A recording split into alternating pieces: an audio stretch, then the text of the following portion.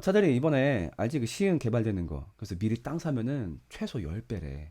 10배는 최소고 뭐 50배, 70배까지도 볼 수 있나 봐. 그러니까 한 1,000만 원만 있어도 땅 살 수 있으니까 같이 이번에 갈래? 네, 반갑습니다. 엠마오 연구소 차성진 목사입니다. 오늘은 LH 사태를 보고서 좀 드는 생각이 있어서 영상을 만들게 됐어요. 그러니까 뭐 이 LH 사태를 평가하겠다, 뭐 어떤 뭐 그런 논평을 하겠다, 이거는 제가 할 수 있는 분야는 아닌 것 같고요. 다만 이 사태를 보면서 기독교인들은 이 사태를 보며 어떤 생각을 해야 할까라는 주제로 좀 얘기를 나누고 싶어요. 일단 LH 사태를 간단하게 요약하자면은 이제 이런 거죠. 신도시 개발 정보를 미리 수집한 LH 직원들이 시세 차익을 노리고 땅을 매입한 사건을 말할 거예요. 그러니까 이걸 더 간단하게 요약하자면은 공공기관에 근무하는 사람이 공공정보를 개인의 사적인 이익에 이용한 사건이죠. 이건 굉장히 나쁜 사건이에요.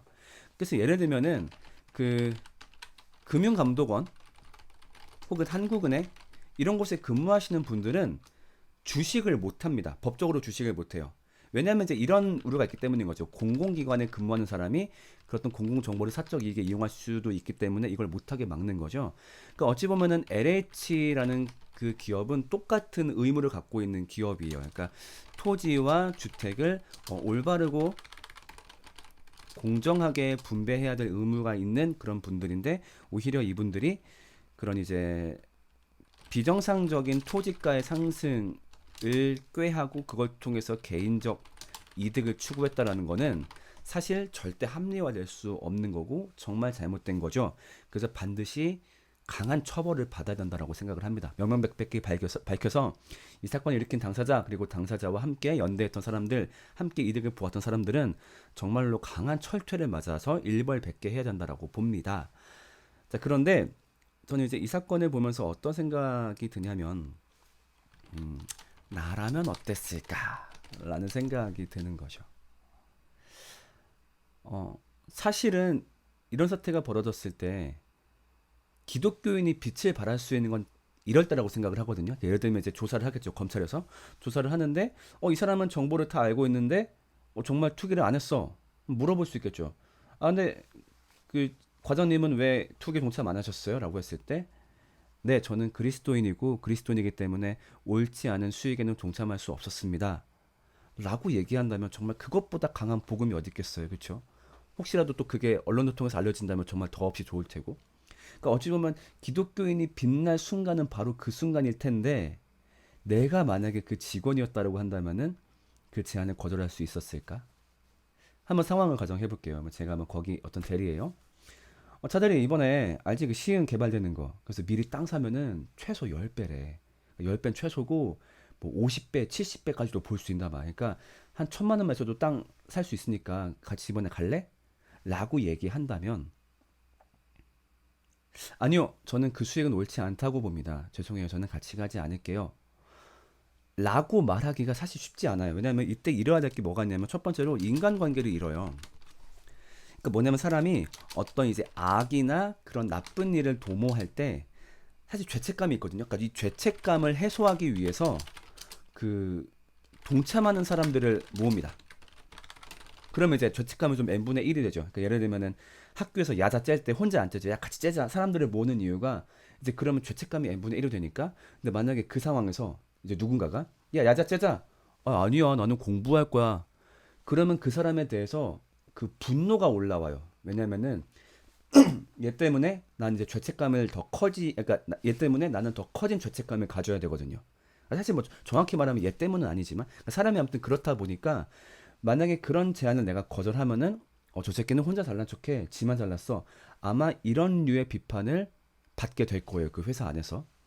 그 다음에 또 무엇을 잃게 될까요? 뭐 당연히 그 수익을 잃게 되겠죠. 너무 달콤한 수익. 세상에 돈 안 필요한 사람이 어디 있어요. 돈이 진짜 있으면 있는 대로 다 쓸 때가 있는 거죠. 근데 진짜 그 수익을 내가 포기할 수 있을까 했을 때 전 좀 이렇게 딱 당연히 안 하지 이렇게 대답을 잘 못 하겠더라고요. 근데 사실은 우리는 그렇게 해야 된다 말이죠. 그러니까 아까 얘기했던 그런 상황이 바로 그리스도인이 빛날 순간이고 마땅히 그렇게 해야 되는데, 그러니까 생각해보자면 우리가 죄에 대한 민감성을 가지고 있다라고 얘기하는데, 가끔 보면 어떤 경우가 많냐면은 타인의 죄에 대한 민감성만 되게 많을 때가 많다고 봐요. 그러니까 누가 잘못했을 때, 아, 저건 잘못된 거지, 이런 나쁜 놈라고 할진 모르겠는데, 자신에게 이익을 제공하는 죄에 대해선 우리가 얼마나 저항성을 가지고 있는가 생각을 해봐야 될 것 같아요. 그러니까 예를 들면은 내가 이제 동생이 있어요. 32살 백수예요. 정말 알바조차도 못하고, 아, 왜냐면 하고 싶어 하는데 자꾸 이제 취직이 안 되는 거죠. 되게 고생하고 있는데 그 교회 집사님이 나를 부르는 거예요. 그래서 뭐, 저는 잠깐 봐봐. 그 동생 아직 취직 못했어? 아, 네. 아유, 그러면은 그 나한테 오늘 집에 가가지고 그냥 카톡으로 이력서 대충 그냥 아무거나 만들어서 나한테 PDF 파일 하나만 보내. 그러면 내가 인사과에다 자리 만들어줄게. 우리 회사 하는 거 알지? 라고 한다면은 우리는 고맙습니다라는 말이 먼저 나올 거예요. 근데 그거 냉정하게 바라보면 그거 취업 비리예요. 그렇죠? 그렇게 취업하면 안 됩니다. 취업 비리인데 우리한테 당장 이익이 제공되다 보니까 갑자기 그거를 정당화하고 싶어 하는 거죠. 아, 정말 따뜻하신 분. 그래, 이렇게 돕고 사는 거지. 이렇게 서로. 그러니까 이런 식으로 우리는 우리한테 이익이 제공되는 죄에 대해서는 어찌 보면 그렇게 큰 저항성을 갖고 있진 않구나라는 생각도 듭니다. 그래서 이런 사태를 볼 때 좀 미리 마인드 트레이닝을 하면 좋겠어요. 그러니까 나라면 어땠을까? 이런 생각부터, 그리고 지금 내 환경에서 저것과 비슷한 류의 제한이 올 환경은 없는가? 그러니까 올 건수는 없는가?